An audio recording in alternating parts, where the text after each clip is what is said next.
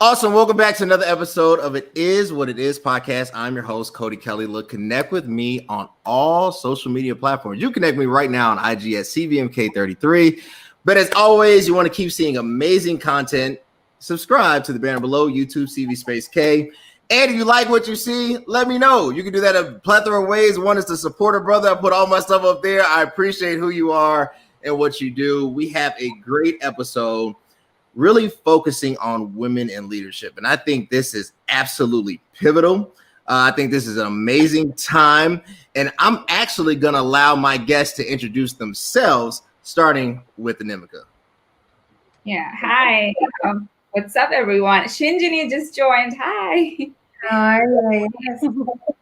So I am a spoken word artist. I have my own podcast about spoken word poetry. I'm a PhD student, and I'm an angel investor for women-owned businesses, small-scale businesses. I'm currently living in Mumbai, India. Awesome. Danny, you can introduce yourself. Hi, everyone. I'm Danielle McGo. I am an author of Female Minority Report and owner of Sisters Talk LLC. You probably see me on the Sisters Talk podcast. And, I'm just an advocate for doing what's right. Love it. I love it doing what's right. Shinji, if you can introduce yourself. Yes, and can I just say, Anamika reached out to me last year or late last year, and I was like, oh my gosh, I don't know where I'm going to be in January, but look at this screen. This is melanin, and it's rare in the media, and I just want to acknowledge the beauty staring at me right now because it's not something that I see every day. So I just want to say that. But I am the founder and CEO of my own media company. Part of the reason that I started this at 24 and I'm 28 now is that, it's the same reasons that we've all kind of heard about already, right? Which is that there's no real motivational brand, I would say, for people of color, for minorities, for women. And it just felt really weird to me growing up that the only motivational figures were men and or white. And so then the natural conclusion was, do people of color not need motivation? And then I looked around me and everyone's struggling. So I figured out that there's just a mismatch. And so I'm motivating go-getters. My media company works to create content to motivate go-getters to make the first move to go get their goals. And we've just had an incredible response among people of color because they've never felt motivated before and they resonate with me, they identify with me. And so it's just been a really beautiful journey. So I'm building my own media platform. I want my own podcast, TV channel, all the things. So it's like owned and operated media. And that's everything that I believe in, that we should own what we create. So yeah, I'm excited. I'm a go-getter. You're all go-getters. And I'm really happy to be here. Awesome. We should own what we create. I love it. That's amazing. Jazz, if you can introduce yourself. Hey, I'm Jazz. I'm the creator and host of Black Executive Podcast. So kind of following in Shinji's steps where I'm focusing on my own media company. During the day, I work in tech. I am a UX content strategist. So user experience all day, every day. Ask me how to optimize your interface. And I do low content publishing on this side. So I have a little bit of everything going on. That's amazing. Levon, a returning guest. If you can introduce yourself. Yeah, so my name is Levon Jones. I am an intellectual property attorney with the Creators Law Firm. The Creators Law Firm is well known for providing culturally relevant legal services, and we are an all-women empowered law firm. We specialize in supporting creative entrepreneurs, influencers, small businesses with securing and enforcing intellectual property such as trademarks and copyrights. We also provide contracts drafting, IP licensing, and business transaction negotiations. And yeah, I'm happy to be here. Awesome. As you can see, everybody on this panel is smarter than me. That's why I reached out to them because I would do a terrible job trying to cover this topic. I want to get into it. I want to read this stat, and then I'm going to ask my first question to you, Anemika. Global participation rate of women on a large scale level in politics only encompass 25%. So all countries reporting only 25% of leadership roles within government actually are composed of women. The country that actually has the highest significant amount of women in leadership roles is Rwanda. According to 2019, they had the highest percentage of leadership roles for women at a national rate of 61%. When you look at the election of Madam Vice President elect Kamala Harris, right? first woman to be vice president, first woman of color, first Black woman, first Southeast Asian woman. What does that do? Like, is it more than just an inspiration? I mean, what does that say as a changing tide? Yeah, I remember I was listening to her speech. At first, I was a little, conflicted. I had a bit of like, I didn't really know her into politics that much before she came into that whole, picture of, running for vice president alongside Biden. I didn't really know much, but I got to know her, and I watched a lot of things. Like, she did this episode with Mindy Kaling where she was making dosas and all of that, and I'm like, that is so, I connected with her on a level. It was a different thing, like seeing someone like her doing all the things that I would do. I think this is something we've never had before. But in India, the scene is really different. Like, we've had prime ministers, women prime ministers, we've had women presidents.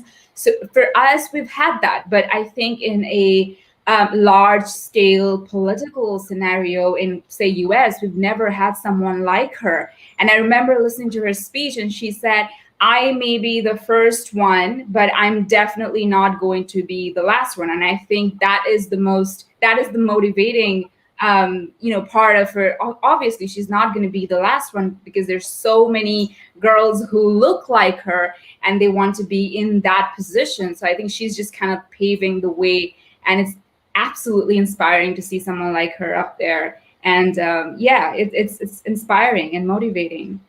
Awesome. Danny, for you, is it important to see someone that you can connect with, somebody that looks like you and shares a similar culture? I mean, like, because I think sometimes symbolism doesn't always pan out. I mean, like, I voted, right? I love Kamala Harris. I voted for Biden because of Kamala Harris. I mean, that's just the god honest truth, right? So, but how motivating is it, and yet what's the accountability factor?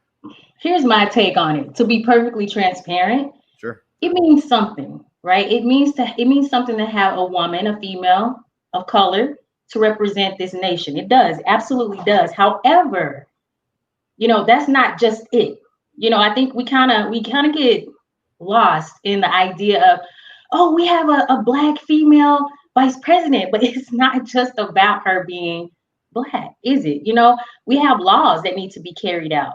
We have injustices that are still happening for 400 plus years. You look at James Baldwin, for example, if anybody knows who I'm talking about. This guy stood in an auditorium full of white men. He's a Black man. And he's talking about the injustices for Black people and people of color. He's talking about police brutality. What did we deal with in 2020? Right? Racial wage gaps, gender wage gaps. And by the end of this conversation, the end of his speech, everyone in the audience gives him a round of applause.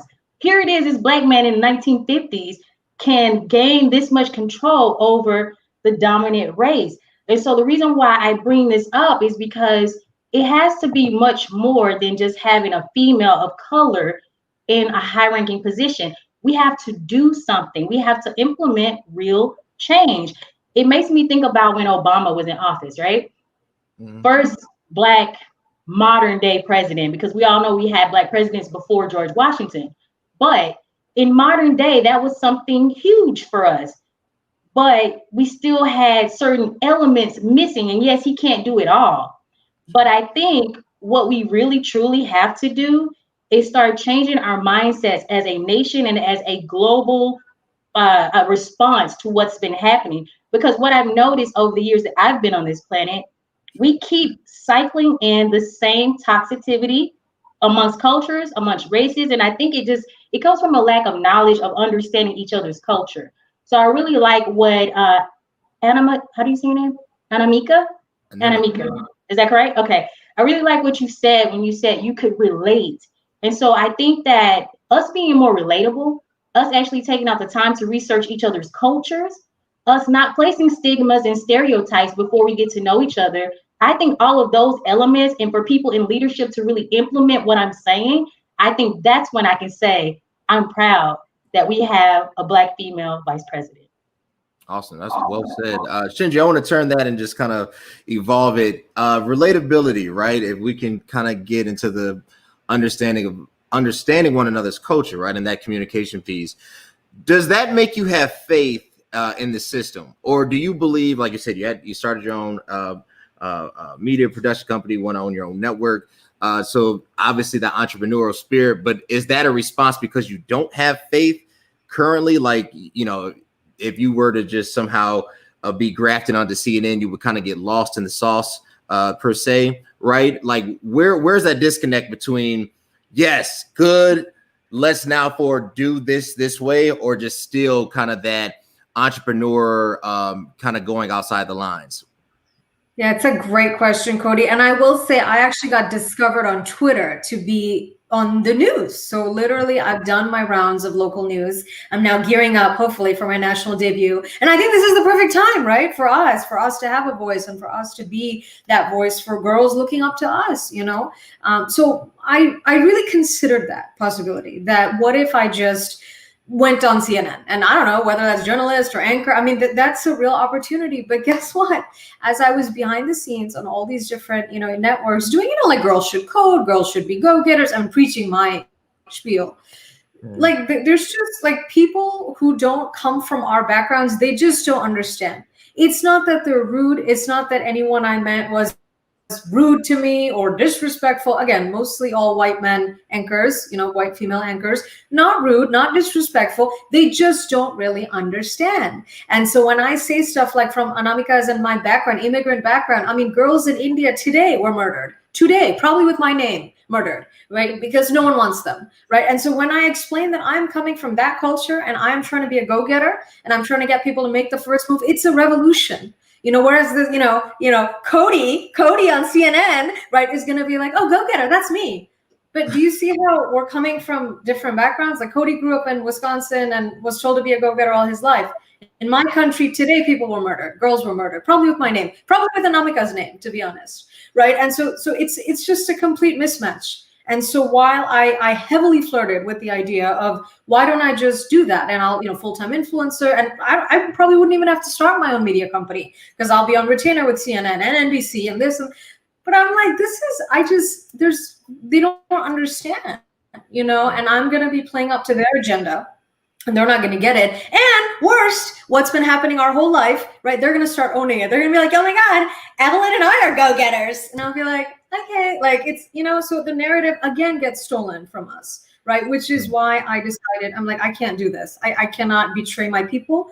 And I have an exploding Black audience who I call Black go-getters because we relate, you know, we've been through similar just journeys of having things stolen from us. In India, the Taj Mahal, the jewels were stolen by English, right? And so all the time our stuff is stolen. And that's when I'm like, I can't play into this narrative. So my company is for go-getters and frankly, go-getters that look more like us than not, you know? So I think with Kamala Harris, I love what I'm hearing from her in the sense that she understands the struggle. She has lived that journey, you know, as a Black and brown woman. And so I feel a lot of conviction that, you know, when things are on the table, whereas Joe Biden might say, oh yeah, we probably should do that. She'll say, no. We got to do that because I have a cousin, I have a brother, I have, you know, just on LinkedIn, a post going viral now is a Black mom whose son was murdered. So this is personal to our communities, you know, and so it's not just something we hear on the news. And so what I'm hopeful for with Kamala Harris, and that's kind of how I've done my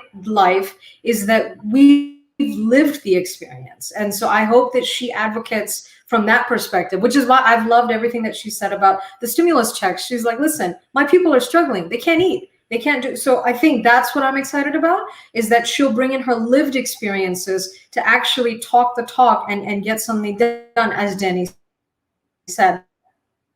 Not just kind of, oh, you know, I'm a woman of color and I've made it. Because also, let's be fair, she's an anomaly. I mean, I could sit here all day and night and say, that's everyone. I'm going to make it. And Amika's going to make it. But like, there's a reason she's the first. It's that hard. You know, and so I think the most that we can hope for from her is that she uses that lived experience to then, as Danny said, create change, you know, and not just sort of talk the talk and say, wow, I made it, I'm the first, woohoo, you know, but actually uses that to say my people are struggling, you know. That makes sense. Jazz, when it comes to revolutionizing the system, right?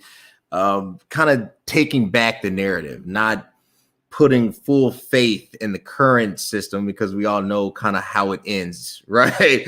How do you do that, right? And I'm gonna hit probably you and then Levon again, back to you with these two questions. How do you do that from your standpoint? Like when we connected, saw the podcast or whatever, obviously that's step one, but how do you change the narrative? Because everybody is going to have a different voice, right? Like I'm from Chicago. My experience is it's different, right? It's Chicago's experience, right? So like over the summer, we had our thing too. We had Laquan McDonald the year prior to that, right? But that's in Chicago. That's more of a local thing. How do you change that on first a very local scale and then a national one? Well, I think it really comes down to sharing those lived experiences, right? Sharing our stories. We have to make the average, common, everyday Black person's story mainstream. Like if you look at some of the stories that are highlighted right now or in historically, it's always a narrative that's tired and played out. It's always like, oh, I started from the bottom. I had to hustle and grind. I came out the hood. It's that story. We didn't all come from the hood. We came from all types of backgrounds. We have, like you said, we have all types of different lived experiences. So I know for me personally with my platform, I'm trying to highlight all of those stories, not just like, oh, the rapper who made it or the rapper turned producer who made it, but also the nerdy kid who used to draw anime, who's now an animator at Pixar.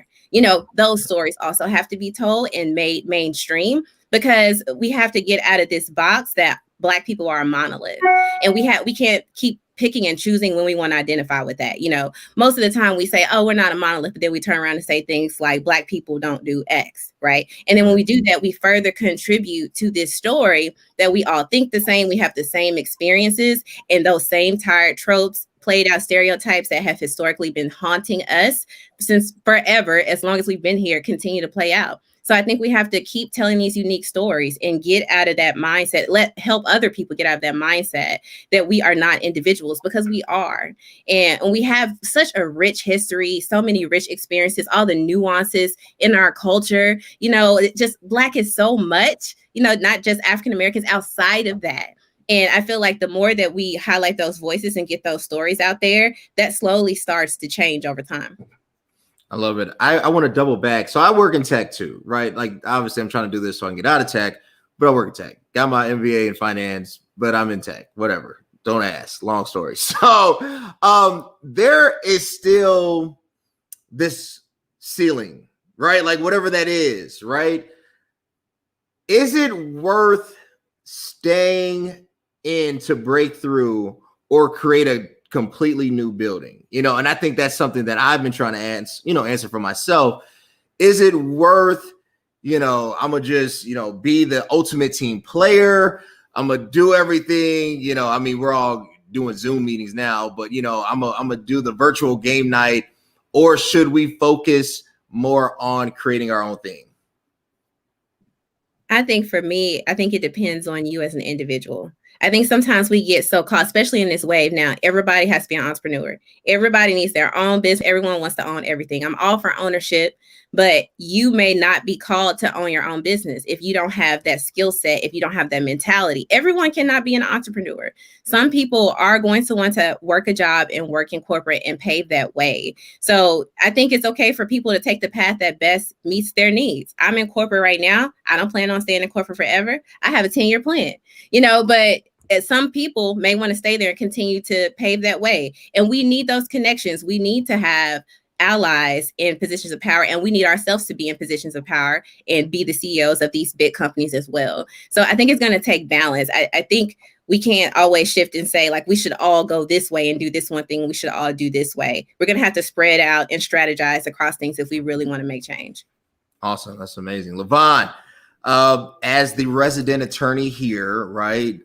Anything can't say will be used against you, right? So like, I don't have any type of legal expertise other than watching like Suits, right? So talk to us about that playing field. That's a completely different niche. You deal with dockets, but is it easier because like you said, you benefited, you have the specialized niche of actually being in an all woman firm, right? So it's like Like I don't like that doesn't like I don't have an all men, I guess, if you kind of think of it like that, but it wouldn't be labeled as that, right? Yeah. But like talk to us about that, like in the legal realm. What are some of those kind of parameters that you have to navigate through? And then your second question, how do you, being the leader that you are, being the talents that you bring to the table, how are you trying to make it easier for that next Levon coming behind you, that next generation? Yeah, that's a great question. So, yeah, it is very different because the Creators Law Firm is owned by a Black woman. Our lead attorney, she's the CEO and the founder, and everyone who works in the firm is a woman, mostly minorities. And yeah, it is different and it's amazing. And I feel blessed every day that I don't have to worry about that misogyny and like have to worry about that kind of resistance that most people do come across in the legal industry. And, it's like, the legal industry is very traditional. It's very hard to change, and it's very hard to navigate, especially as a minority woman. But in our law firm, we're completely different from other law firms because we want to primarily cater to other minorities and cater to other women. What we usually try to do, not only give them the legal representation that they deserve, but also we try to educate, because once you're educated, you get to get that kind of empowerment to forge your own path and to establish a firm foundation for your business, or establish that legacy that you want to build in the future for your family. So we really try to prioritize education. So we're just not the type of law firm that you come to us, you get your trademark done, and then that's it. We actually try to educate you on how to use your intellectual property, how to use your business contracts, how you can empower yourselves for other business transactions in the future. So yeah, we're very different when it comes to that. And I think that is a way how we can change the system, is through education. And I like how everybody else was discussing and talking about diversity and talking about different cultures. Because as for me, I'm originally from Bermuda. I didn't move to America until my last year of high school. So it was very different for me. It was a hard transition. It was very different. And even to this day, I look at America with a different perspective. I really have a global mindset. And even though I'm so happy with, Harris being in and more women are showing up in politics, I still have in my mind that we have like a long way to go. And I think in terms of education and like Jas was saying, sharing people's stories and getting to know other people's cultures. For me, that was traveling. Traveling is a huge passion of mine. Too bad for coronavirus. But I feel like traveling and actually educating yourself about other diverse people and from different cultures, different backgrounds, really helps you develop a different mindset where you are able to make different changes. And I think change starts within first, and then you can go out and then forge your own path and have other people follow. Awesome. Follow-up question, and then I'm gonna turn it up. I'm gonna start with you, but this is for Levon. So, like I said, that next generation, you get an interns at your firm. She's in law school. She looks up to you, and she asks you the simple question: what should I look out for? Right? Like, I want to avoid the landmines. What do you tell her? Oh my goodness. Like, I wouldn't even know how to answer that because my trajectory was completely different. Because I'm the first lawyer in my household. I am the first one to have a master's degree and then a Juris Doctorate. And I'm the first one, in intellectual property. My family didn't even know what intellectual property was, So after I finished law school, it was hard to get a job first and foremost, because most people in law school, they already have either networking in place prior to starting law school, or they come from a family full of attorneys. I didn't have no networking. I didn't know any other lawyers, and I didn't have no families who was PhDs and lawyers and stuff like that. So I really had to, find my own path. And first off, I started freelancing on my own, getting my own clients like that. Once I became a little well known, I was able to get a job in immigration law. And even though I did not like immigration law, I still put in a year. And then that's when I was able to find my way to the Creators Law Firm. And I see a lot in the legal industry, because I think there's a lot of minorities who hit lots of obstacles and barriers in the legal industry. Most of them end up starting their own law firms, or most of them end up starting their own businesses, because it's really the path of least resistance. And it's such a shame, but I don't want that to deter anybody from going to law school or becoming an attorney, because we still need more Black attorneys, and we still need to see people who look like us in the legal industry, because we're still underrepresented, especially in the legal industry. So I would tell the intern, I don't know what mines to look for, but when they come, just try to dodge them as best as you can and keep forging ahead and try to find your own path. Do not think that just because everybody becomes a lawyer a certain type of way, there's no other way. You always have to find your own path. Awesome. I love it. I love it.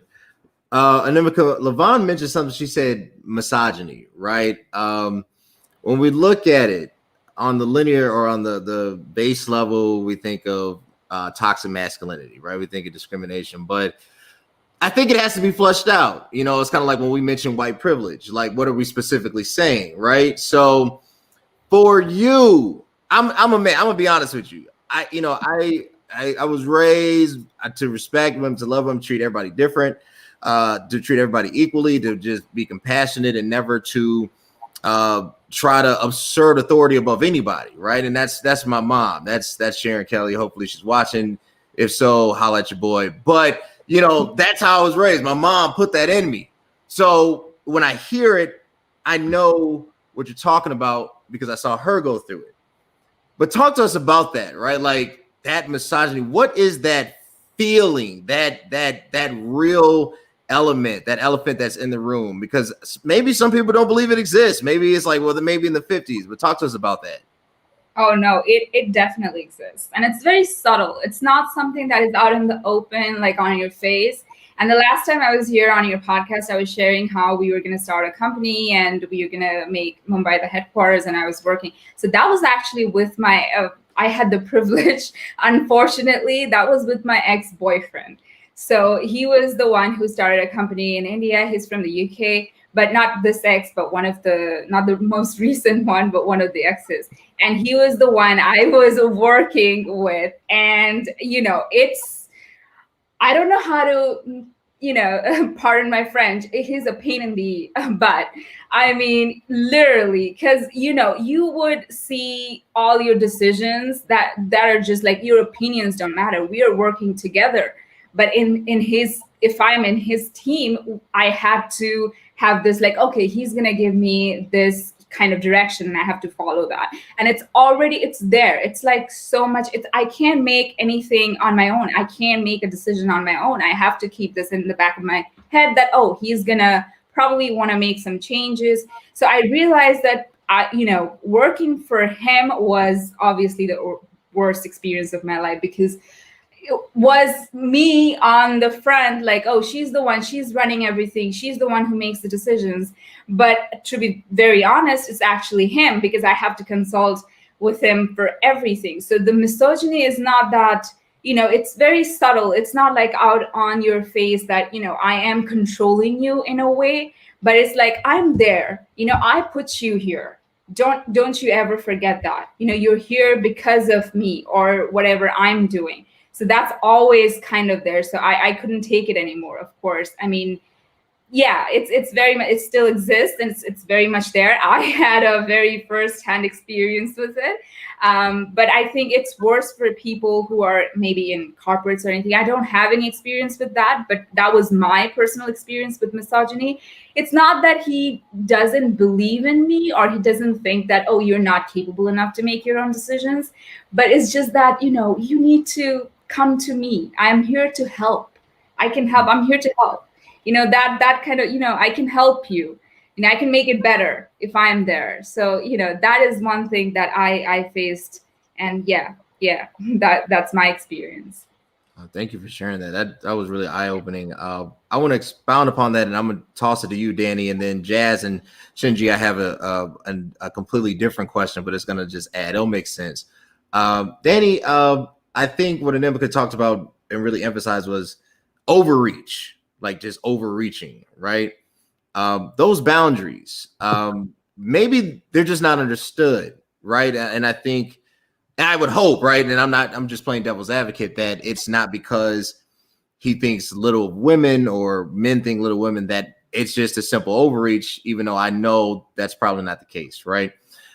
Talk to us. How should men interact with women in leadership? Or in just working, right? Like, how do you not overreach? Because obviously there's a parent stuff, right? There's the HR videos you see, and everybody's like, don't do this, you can't say this.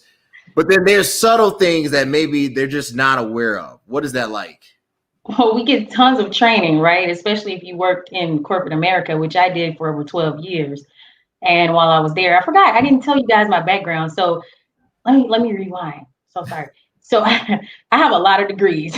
I did everything I was told to do growing up. Like first degree, undergrad physics, minor in math. Second degree is a master in aeronautical science, concentration in space studies. Third degree is an MBA with a concentration in global management, period. And then I was working as a geophysicist for over a decade, elevated to a senior geophysicist within my last year of running in. So what made me honestly leave corporate America was a combination of everything we're talking about today. So I don't even know where to start. So let me just try to organize my thoughts. The whole reason why I wrote Female Minority Report is because I needed to let the world know that misogynistic people are still out there in corporate America. They're running corporate America, certain industries especially. I won't name a specific one, but people who know me and people who understand what my title is, they already know what it is.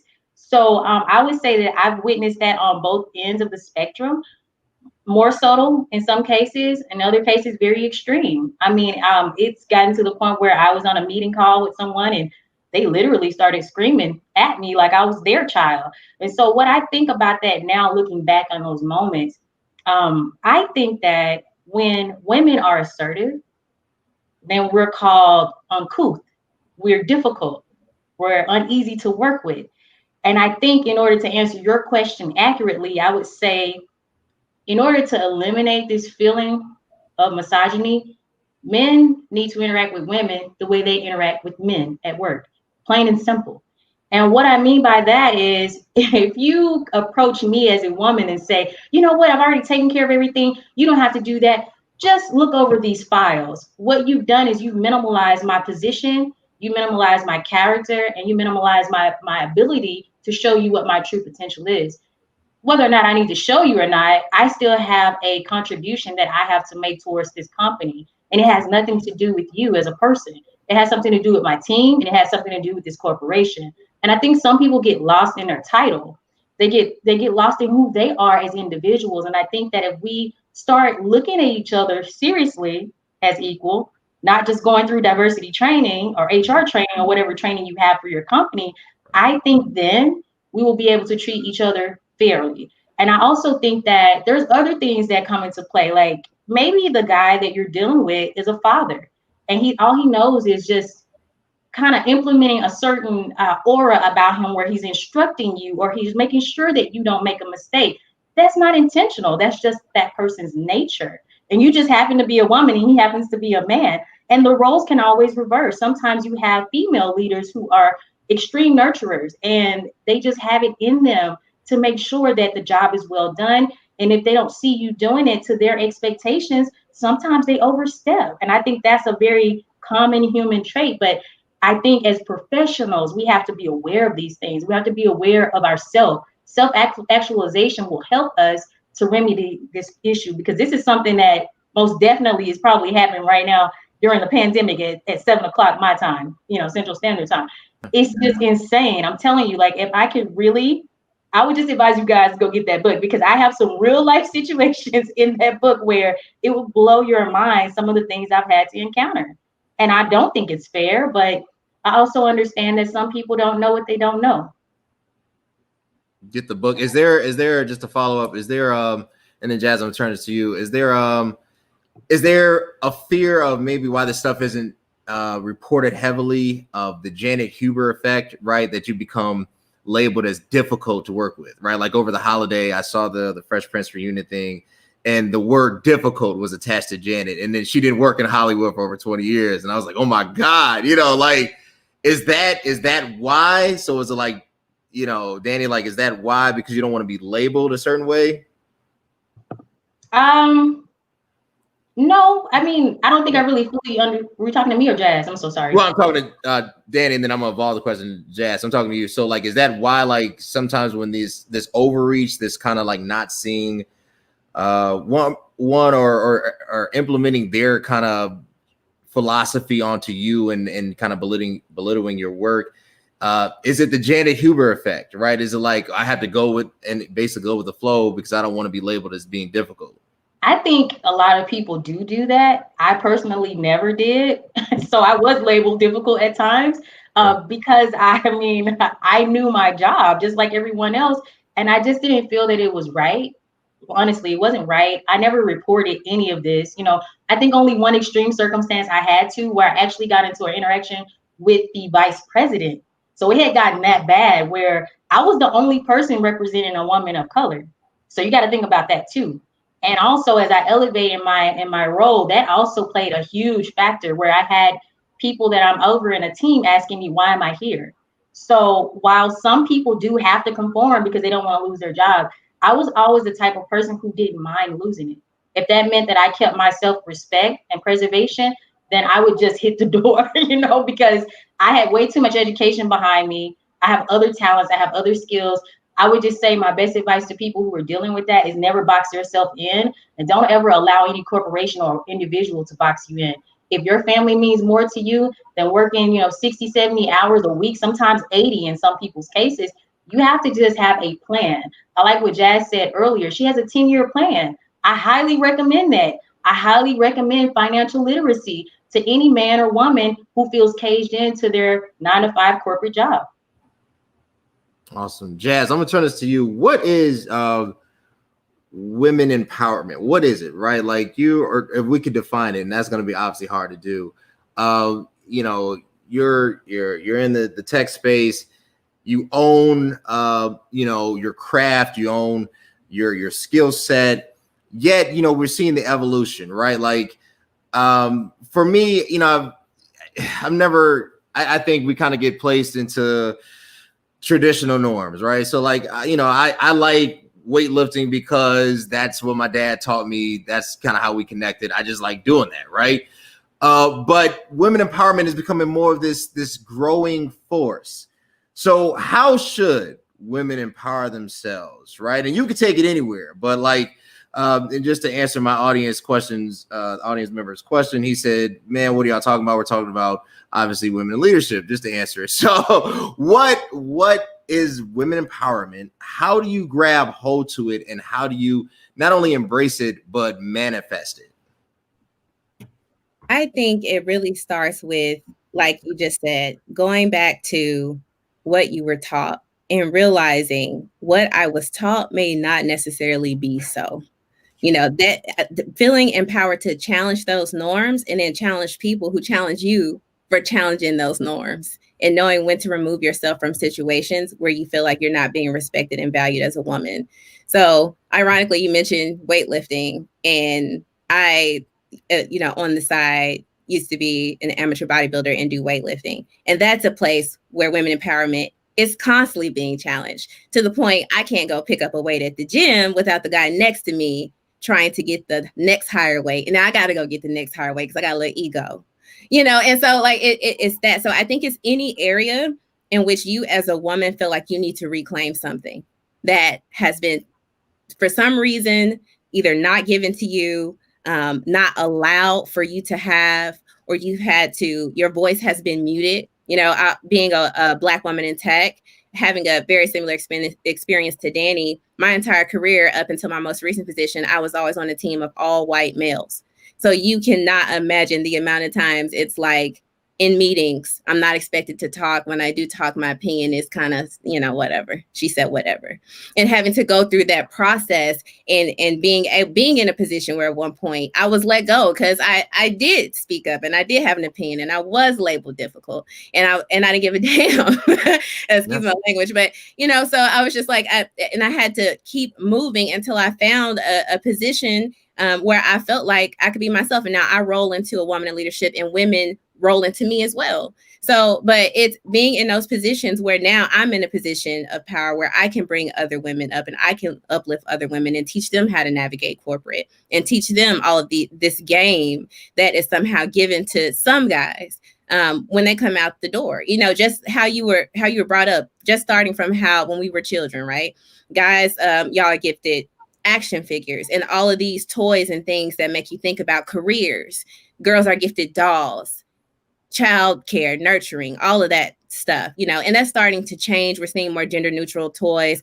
I have daughters. I've never gifted my daughters dolls like that because I want them just like boys. You're teaching boys to be career oriented and focused, and so should my girls. They should not be coming up thinking their whole purpose is to get married and have kids. We ain't having none of that. So, I feel like it's really about knowing this is what I'm going to do. I'm regardless of all of these factors that are being put against me, and it doesn't matter if I'm a woman or not. And I'm going to demand that you respect me in my space. And I insist on my right to be multiple. And if you don't respect that, I can remove myself from the space and your presence and your company. It's just that simple. I like it's just that simple. She said what she said, right? It's like animal steroids. No, yo. So Shinji, so 2021 is here, right? Everybody has, 2021 always follows the same mode. People post the goals or they try to take it another level and say like, instead of doing this, we should say, it's always kind of lofty thoughts, even in church. I love church. I'm a goer, preacher myself, but it's always like a theme to the year, right? And which is hard. Like, how do you put a year to a theme? But I get it.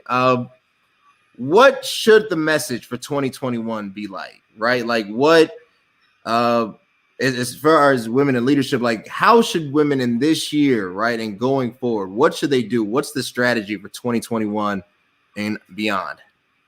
Totally, Cody. And I love what all of you said so far, because it's exactly what I teach and preach to my audience, which is that they should be go-getters, and echoing off of what Jazz said, you need to create your own opportunity. I mean, how long are you going to wait for things to change, for things to be different? Because the fact of the matter is men have a hard time looking outside of themselves in general, and then when you add especially men from a certain ethnicity who have never interacted with other people from a different ethnicity or socioeconomic background, they really can't empathize. That's a real problem, and so there's just it's like a lock, and you're locked. You just can't break through.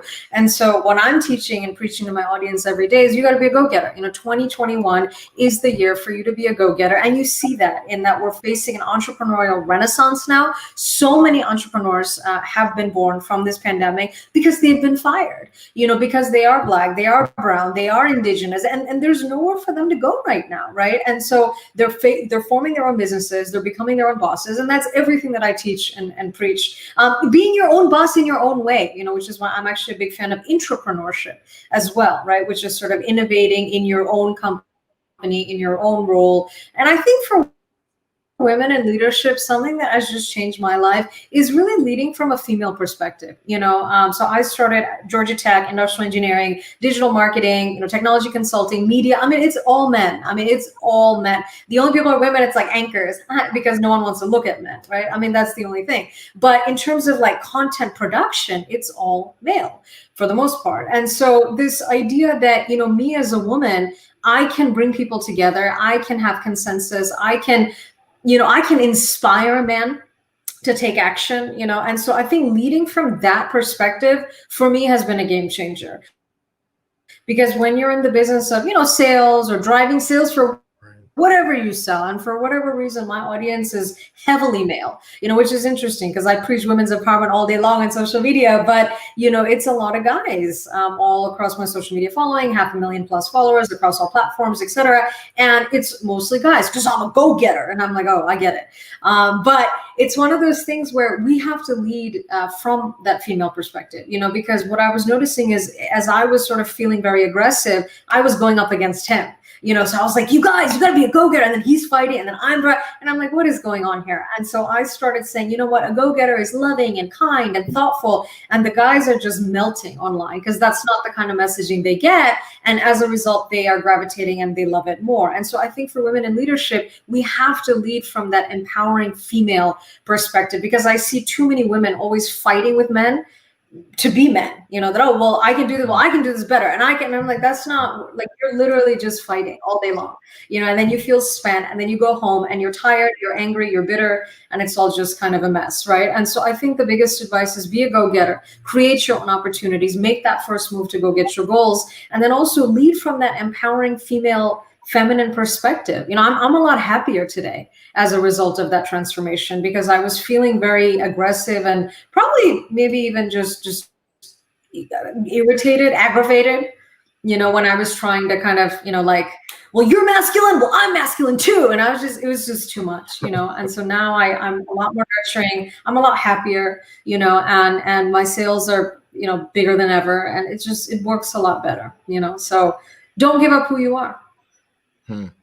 I like that. Don't give up who you are. Yeah. Then we're going to turn it to you. This last question for everybody. I'll try to frame it differently. But 2021, we're here, dead set of January, right? Being who you are, we're still dealing with the global pandemic, right? We're still in the US, we could talk about, we still don't know who won Georgia, right? We still got to wait till Tuesday to find out, and hopefully our election results that was verified 2 months ago can happen on the 20th and we don't have any interruptions. So it's just a confusing time.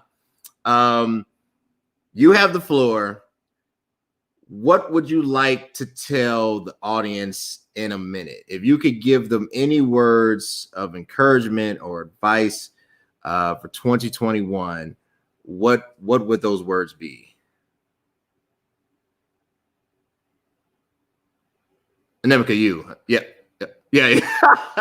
I was like, who's starting? Who's gonna start? Yeah, I'm just gonna be. There's just one thing. Just be you. You are who you want to be. You're not the version everyone wants you to be. Do whatever makes you happy. If this is something, if you want to work in corporate, if you're happy with a 9-to-5 job, you don't have to change that and be someone that everyone is like, okay, pushing you to be. You don't have to do that. That makes you happy. If that's what you want to do in life, do that. If you want to be happy being a PhD student, it's not easy, but if that's what makes you happy, do that. If you want to get married and have kids, if that's what makes you happy, do that. I think your happiness is your happiness. It's not who everyone is telling you to be. Your empowerment is your choices. And if you're able to make those choices independently, and you don't have to be like, okay, constantly worried about, okay, I'm doing this wrong by, I shouldn't do this, or maybe I should do that. Don't be pressurized by others or what others are doing. I just want you to feel empowered in your own decisions and your own choices. And that's the message. Whatever makes you happy, just you do you, boo-boo. Just be happy. You do you, boo-boo. I love it. Danny, 2021, you get a call. Leader Abrams out in Georgia. Hey, look, short notice. Need you to be down here in Atlanta. I need you to speak for John Ossoff and Warnock. we're trailing behind, right? What's your message? What do you tell? You have a lot of people who, say, okay, fine, I get it, be happy, whatever, but, have lost hope, right? For lack of a better word.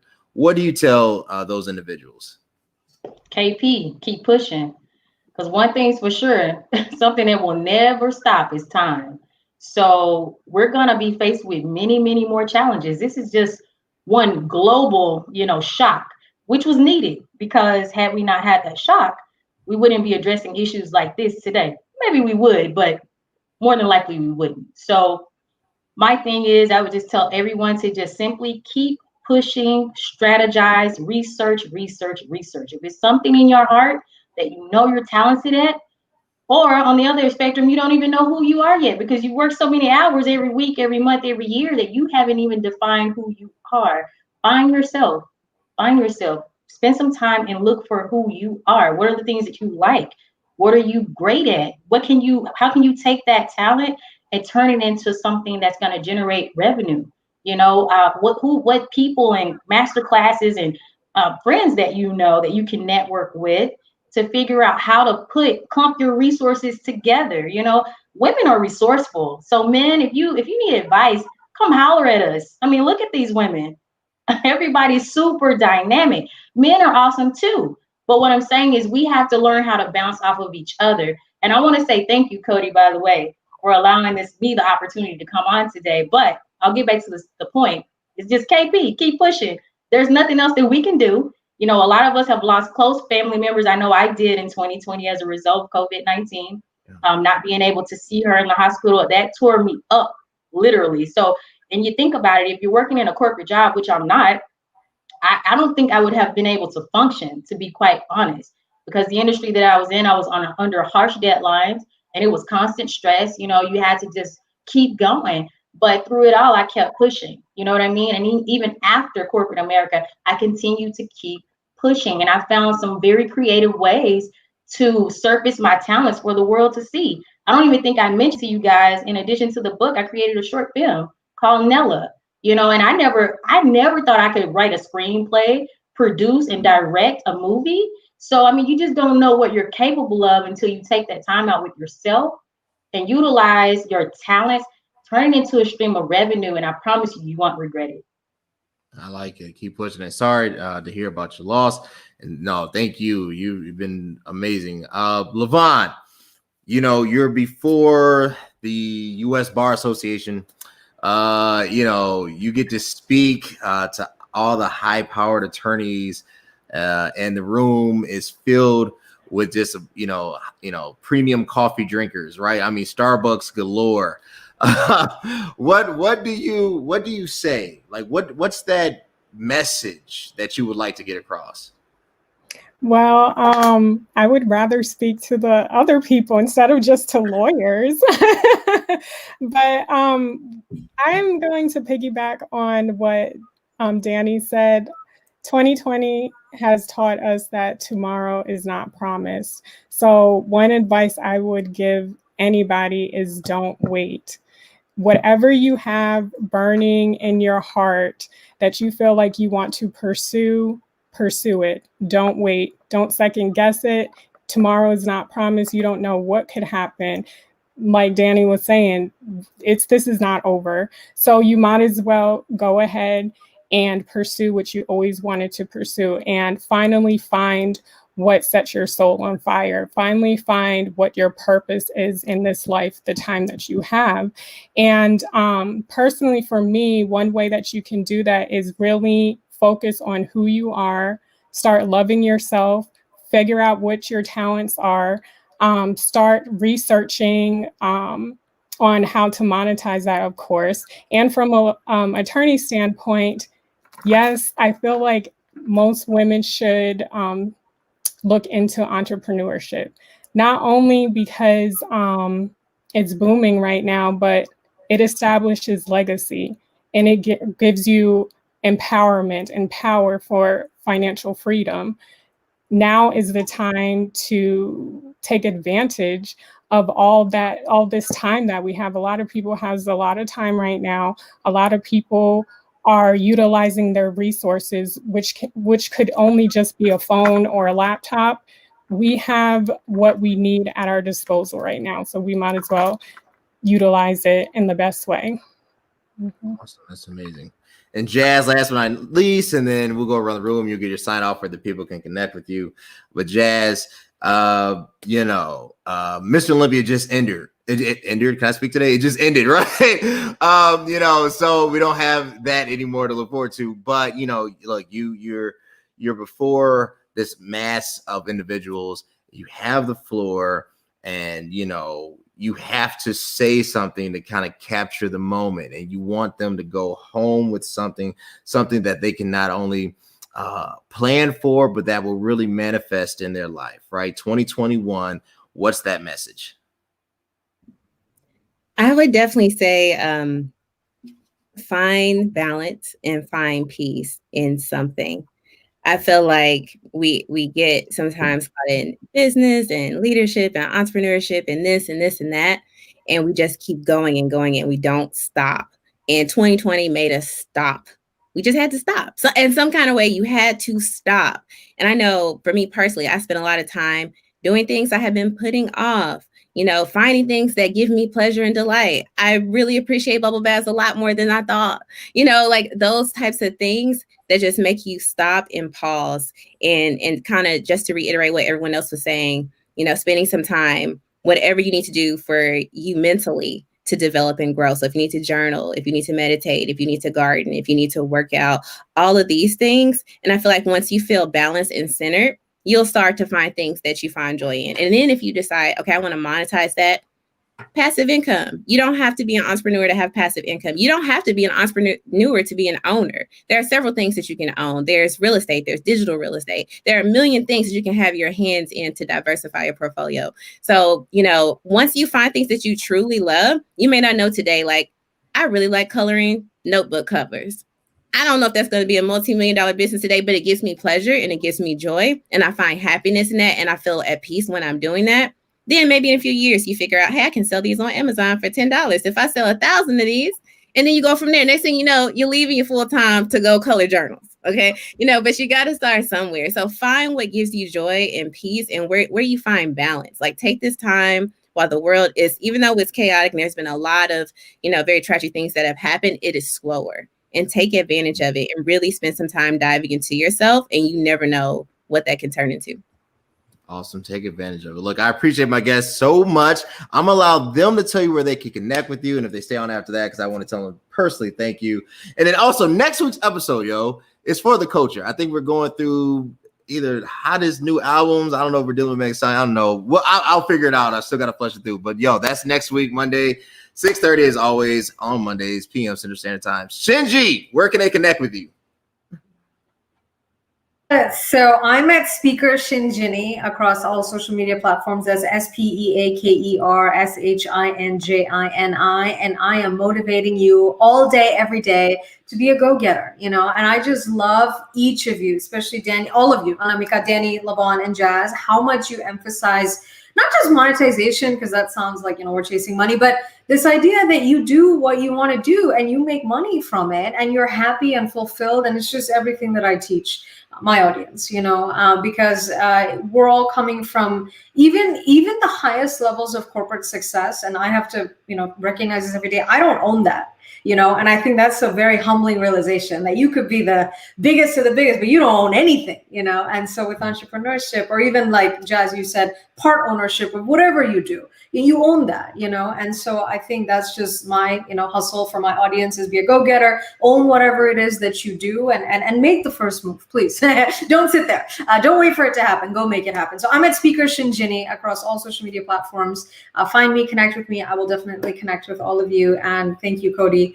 It takes a strong man to be with 5 women today. I try. I appreciate that so much. Thank you. Your mom's proud. I can tell. I hope. I'm gonna hit her up after. I'll be like, "Did you watch?" She's like, "No, I didn't watch." We'll see. Jazz, where can they connect with you? Yeah, so you can find me at Black Executive. Wait, this way. There you go. Blackexecutive.com. Black Executive on Facebook, Instagram, and Twitter. If you're on Clubhouse, I'm on there as Just the Creative. So Black Executive, I share inspirational stories and actual advice of Black creative pros. So we literally have everybody on there from former executives of Def Jam all the way to like designers. Like, so it's all over the place. You're bound to find a story that you connect with. And not only do they tell their stories, they provide actual advice. I also have some episodes where I talk about my personal story and some of my freelance pitfalls. I know a lot of you women on here are talking about entrepreneurship, so I'm sure we have a lot of stories in common about failures and lessons learned. So you'll get a lot of that on Black Executive as well. So you can find me on all those platforms. And like I said, I'm on Clubhouse all day, every day now. That is like in my ear as I'm working at Jazz the Creative. Awesome, Jazz Creative. Connect with Jazz. Levon, where can they connect with you? Yeah, so if you are looking for an attorney and you're looking for culturally relevant representation, you can find us at creatorslawfirm.com. And I'm mostly on Instagram. So if you just put in Levon Jones, I'll pop up. Cool. I probably need to connect. I'm working, trying to monetize my podcast. Anyway, that's Danny, where can they connect with you? Oh, I was dropping low-key gems the whole show. Anyway, you can go to www.femaleminirityreport.com. You can find out where to get the book. Also, you can go to sisterstalk.org to check out the Sisters Talk podcast and also Sisters Talk LLC. And you can also follow me on Instagram at instagram.com/sisters_talk, because everybody took the name already. I don't know what they're doing. Where's all the Sisters Talks at? But anyways, also find me on youtube.com/Sisters Talk Podcast, all one word. Thanks for having me. Oh, anytime. One day I'm gonna be a guest on the podcast. I like to throw that out there. When people don't ask, I'd be like, I'm a, be a guest. Anamika, where can they connect with you? Yeah, you can connect with me at anamikadatta.com. It's just my name and .com. And I am on Instagram. It's just my name, Anamika Datta. And I have a spoken word poetry podcast. If you want to listen to some poetry, it's Spoken Word by Anamika. It's on Instagram and on Facebook as well. And the podcast is available on Spotify, iHeartRadio, Amazon Music, and everywhere else. Perfect. Look, guys, connect with them. They're amazing. They're amazing gifts to humanity, amazing leaders. And when they become rich and they get that Jeff Bezos money, they're not going to connect with you. So this is the time to do it, or else you're going to be on a long waiting list. But I appreciate my guests. Until next time. Thanks.